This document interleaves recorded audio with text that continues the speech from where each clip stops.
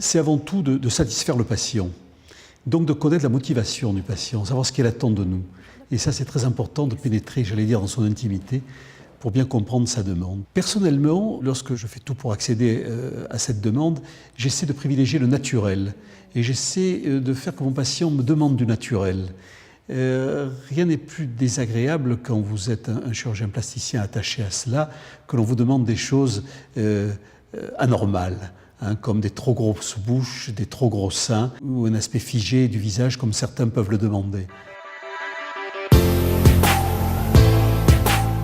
Personnellement, je ne cherche pas à mettre le patient en confiance.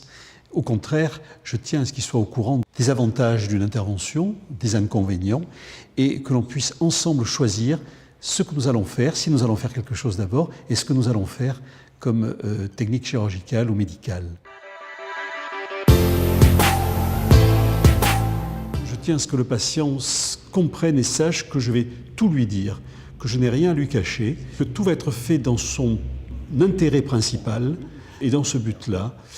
Et tout au long de notre relation, avant, pendant, après l'intervention, je pense qu'il est primordial que les choses soient ainsi entre patient et chirurgien.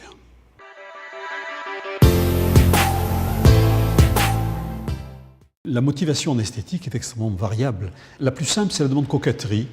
Quelque chose vous gêne sur votre corps, vous le faites modifier, et bien tout va bien. Il n'y a pas plus d'incidence psychologique que cela. Mais le principal contexte, c'est d'avoir le souhait et la volonté d'être bien dans sa peau. Parce que notre corps et notre esprit sont reliés, effectivement, c'est la relation psychosomatique.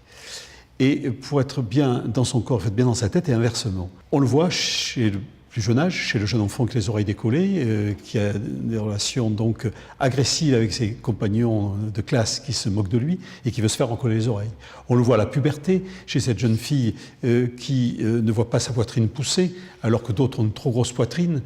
On le voit plus tard, quand on a eu un enfant. Enfin aussi, au moment de la vieillesse, il est très important que les chirurgies esthétiques rétablissent l'harmonie dans le couple.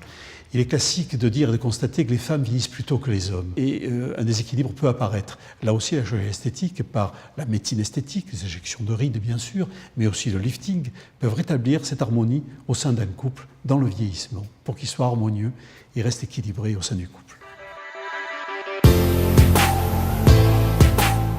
J'accorde une très grande importance au préopératoire, à l'intervention bien sûr, vous en doutez, mais aussi au post-opératoire.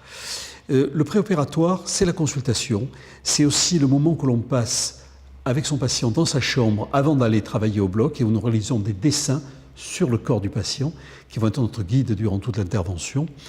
En post-opératoire, le même soin doit être apporté au suivi, pour suivre des cicatrices, pour suivre son patient, même sur le plan psychologique. Et j'y accorde une très grosse importance. Bien entendu, sur le plan sécuritaire, il est très important d'être joignable en permanence.